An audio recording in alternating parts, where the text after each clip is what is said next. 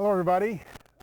This is Bill Rabinowitz along with Joey Kaufman. We're here on the early National Signing Day, which is really the real National Signing Day now. It used to be in February, now it's in December. Crazy time of year with all the bull prep and all the other stuff going on. And today was crazy, okay? It used to be that this was kind of a formality. Well, in the NIL era, it's not a formality anymore. It came down to the wire for the two top prospects for Ohio State in this class, and they got them both. Jeremiah Smith, the number one overall prospect, wide receiver out of Florida. Ohio State was always, he committed to Ohio State, it was always going to be Ohio State. Miami made a strong late push, came down to the wire when it was during Ryan Day's press conference when it was announced that Jeremiah Smith on Twitter that he had signed with Ohio State.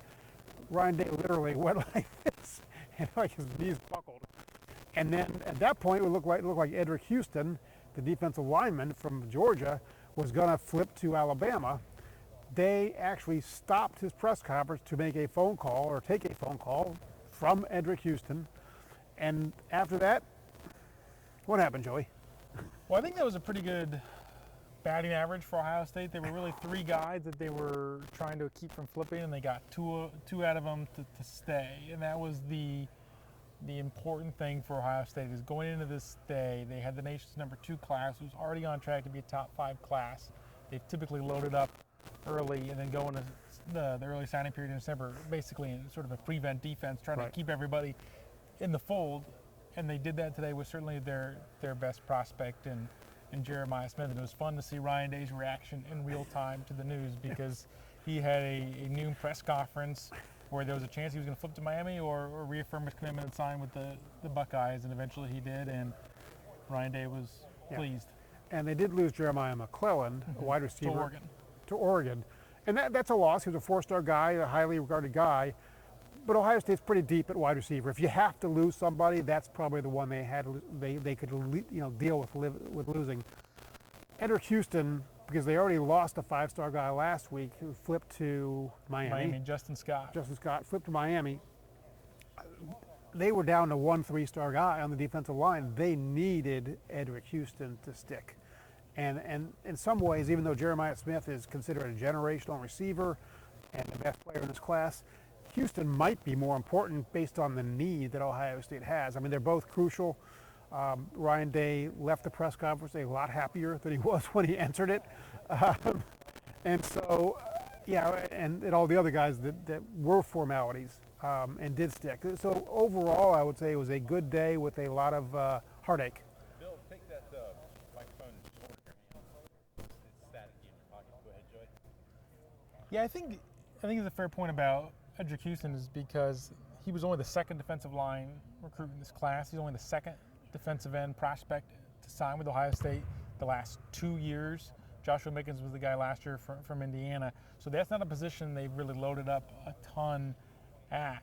And they may get some good news on the NFL draft fund. Jack Sawyer could stay. JT Tuimoloau could stay. He could stay or go. But even if all those things go in Ohio State's favor, those guys are seniors next year. And so you need to replenish the depth chart behind those two guys. They do have Kenyatta Jackson and Caden Curry.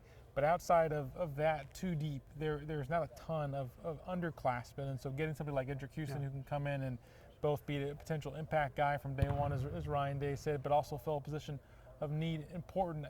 I think you're right as far as the wide receivers go. Did you need receiver? Maybe not as badly, but I think probably the win for Jeremiah Smith was also one. You do need receivers kind of year in and year out for just that's a big part of their offense, but also just the optics. I mean, I mean that was as much a win of anything. No question. If Ohio State were to lose the number 1 overall prospect in a signing class after the Michigan loss, and the top, defensive lineman, the headlines would have not been kind to Ohio State. And recruiting's about momentum and sort of creating a feeling among the next class that the program is trending in the right direction. So it almost said a lot about that as much as anything. Yeah, that's crucial. That point can't be overstated because, look, let's face it, the news of the last month has not been great for Ohio State. They lose to Michigan. They lose their quarterback, Kyle McCord, to the transfer portal. They lose some recruits down the stretch. This would have been this would have been another body blow. And it was very telling to me. I thought about this in real time when it was happening. Ryan Day was asked about Larry Johnson, the defensive line coach, who is his age is like a Kremlin secret. We know it's early 70s. We're just not sure the exact Pravda have to be on the case, I guess. But Ryan Day said he's young. He's Young at heart. young at heart, and for years now, especially the last few years, other programs have used Johnson's age against him and told recruits he's not going to be around. And there's been a decent, amount of noise this year that maybe he would retire after the season. Not substantiated by anybody. It was just the rumor, and you know how those things fly. Ryan Day got a question about Larry Johnson and just went to bat for Larry. And as I'm listening to this, I'm thinking, the audience for this answer is Edric Houston, who had not at that point committed or announced his decision. And I think I'm right about that because he gets a phone call soon after that answer. He leaves the press conference for 10, 15 minutes. He comes back with a smile on his face. And after the last question of the press conference, I asked him, was that Edric Houston? He said, yes. So, I think that his strong defense of Larry Johnson and saying that Larry Johnson is going to come back next year may have swung Edric Houston back to Ohio State. Yeah, that was another fun moment where you could watch the process Yes. play out in real time. Yes. I feel, look, I don't feel for these coaches. They're making a lot of money. This is a first world problem. This is not, I don't feel sorry for them. But I feel for them on days like this because they've spent years recruiting these guys, last several months, weeks, days, trying to nail it down. And you're at the whims of a 17 or 18-year-old making a decision with who knows what family members or friends or whoever's involved, and the NIL factor when a program can, in ways that are legal or not so legal, just say, how about this bag of cash? And it comes down to the wire. I do feel for these guys. Yeah, because this is the third straight year where they've at least lost one guy on signing day. It happened last year and the year before. And what happened in 2021? What happened in 2021? Well, name, image, and likeness became permissible in college sports. Thank you. So it introduced a new variable into. And it's a huge variable. Because the numbers are private, we don't really know what's offered, but we can imagine. Or even if it played into those specific situations, but Right, it does sort of right. loom large in the background question. as this. You never this know. factor. You never know if you've got a guy based on relationship and fit and all the other things that used to be what made the decision. When at the very end, somebody could come in and say, "Here's this, bag of cash," and how much does that sway people? I don't know. Now it's not bag of cash literally, obviously, but it's the assurance that the NIL money will be there. Yeah, or even just hearing through, hey, the kid from my high school who was a year ahead of me went to this school and is making great money in NIL. It's a lot of that too, because it is another thing they have to weigh. Before it was just maybe playing time, fit with the position coach, facilities. It's another thing to factor, except you don't really actually get a really great look underneath the hood of that car. No, okay, we kind of handled the drama of the day. Let's touch on at least briefly some What of the they're getting non-drama stuff. Let's start with the quarterback, Aaron Nolan. That was one where the drama with Ohio State's quarterback recruiting happened earlier with Dylan Raiola, who ended up flipping from Twice. Ohio State to Georgia and this week to Nebraska. Well, Ohio State, when Raiola flipped away from Ohio State, went after and got Aaron Nolan, quarterback for Georgia, left-hander, lefty quarterback. They feel very good about him. There was no drama with him today, which I'm sure was good for everybody involved. Yeah, and he's somebody who I'm curious how much of a factor he can be in this quarterback competition next year. I think it's unlikely a true freshman ultimately starts at Ohio State, but he's going to enroll early, which at least gives you a chance. It's what allowed Kyle McCord to compete for the job in 2021. He ended up being CJ Stroud backup. But he played a lot of high school football in Georgia, threw for over 10,000 passing yards in his career at a pretty high level, and they have good high school football there. So he's experienced and has played a lot. Yeah. And I think it'll be interesting to catch a glimpse of him in spring ball and see what kind of push he can make. But obviously it's sort of Devin Brown's job to lose at this point he's going to get an audition in the Cotton Bowl as his first career start, and has a chance to maybe run away with it if he has a good game. If there was any doubt, there's no doubt now. Devin Brown will start in the Cotton Bowl. I don't think that was really a question, but Ryan Day did confirm that today.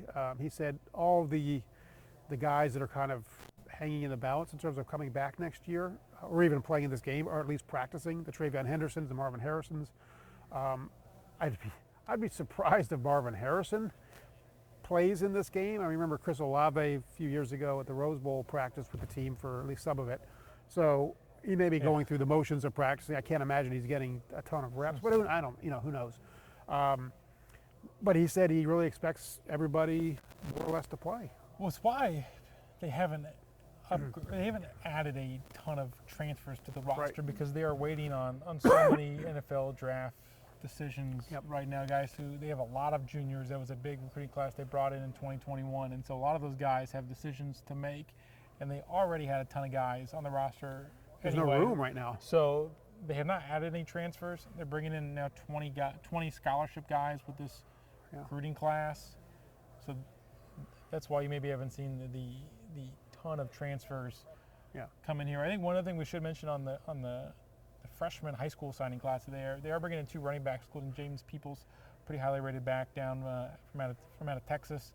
That's a position they need maybe those guys to be able to contribute and play right away, because they lose 3 out of the 5 scholarship backs from this season. Evan Pryor in the portal, Chip Trainum in the portal, and Maya Williams to the NFL, and Travion Henderson could leave for the NFL. Right. And they want to at least have 4 scholarship backs, and they're going to have at a minimum 3. It looks like Dallin Hayden and 2 freshmen come in. Right. I mean, with all the drama of today, we shouldn't lose sight of the fact this is a really good recruiting class. I mean, as you said, number 2. I don't know how it's going to shake out. I think it probably has slipped from 2. But it seems like it's likely going to be a top 5 class. Yeah, and as long as Ohio State keeps doing that, which they've done almost every year. I think it was one year where they were 14th only because the quantity wasn't there. It wasn't not a matter of 2019 days first year. Yeah, it wasn't a matter of quality. It was a matter of quantity. It was just a small recruiting class. But look, Ohio State's still recruiting at a really high level. They've got some really good players. Aaron Scott from Springfield, right? Yeah. Quarterback is, that they had a huge down to the wire recruiting battle with Michigan back he committed in the summer. I think it was the summer. Yeah. So they've got a bunch of guys that they feel really good about. Top prospect in Ohio. So they lost Jordan Marshall to Michigan, but they got Aaron Scott. So this is a really good class, but like you said, and it's a very accurate point, if they had lost Jeremiah Smith and Edric Houston, I don't think anyone would have felt really good about this class. I mean, part of it is you would have dropped probably out of the top 5, and the other is the momentum factor, and that's something that would have been, I'm not saying devastating because it is Ohio State, but would have really hurt their momentum going into next year. I think a lot. Well, I think even though they're 11-1, people have just been looking for this narrative that the sky is falling, that the program's in a state of decline, and they certainly have not elevated to where they need to be Michigan to win the Big Ten and compete for a national title. But they're right there. But and people are kind of waiting to see where they do. Do they trend backwards and slip from that spot, or do they break through that door? And if you start losing guys on the recruiting trail like Jeremiah Smith, the perception becomes the reality that they maybe are going to slip. And maybe if you're not bringing in those guys in 2 years, could they really fall back to 11-1 becomes 9-3? Yeah, exactly. And just in terms of Jeremiah Smith, he is considered to be a generational talent. I mean, he, like a once in a generation, got everything. And now, it's easy to say that when you're playing in high school ball and you're not playing against college players. But there's a feeling like this guy is the real deal. And you factor, you add him to Cornell Tate, and if Emeka Egbuka happens to come back, you're talking about 3 really, really good receivers. And plus they have others. But Jeremiah Smith is such a great player, such a great prospect that aside from the momentum side of things, if they had lost him, just losing him, I mean, he is a difference maker from everything that I've seen and read. I think that covers our bases. Is there anything else you would like to add on this 2024 signing class? All the scholarship commits that they've, outside Jeremiah McClellan, ended up signing today. So we don't expect any more drama in the early signing period other than maybe they had a transfer, or we'll see. But a bulk of the class, if not all of it, is in. Yeah, I've covered the team now 13 years, and there's never been a signing day like this. I mean, press conference interrupted twice. You know, once for a phone call to save a commitment, and the other to do a Big Ten network spot. We got there. It started at noon and didn't end till. I didn't say. Yeah, probably didn't even start at noon. I think they were still waiting for right, Jeremiah Smith, right. and decided you couldn't hold it anymore. Yeah. Again, when you see the video of Ryan Day's knees buckling and just the visible sigh of relief on his face was pretty priceless. So anyway, thank you so much for watching.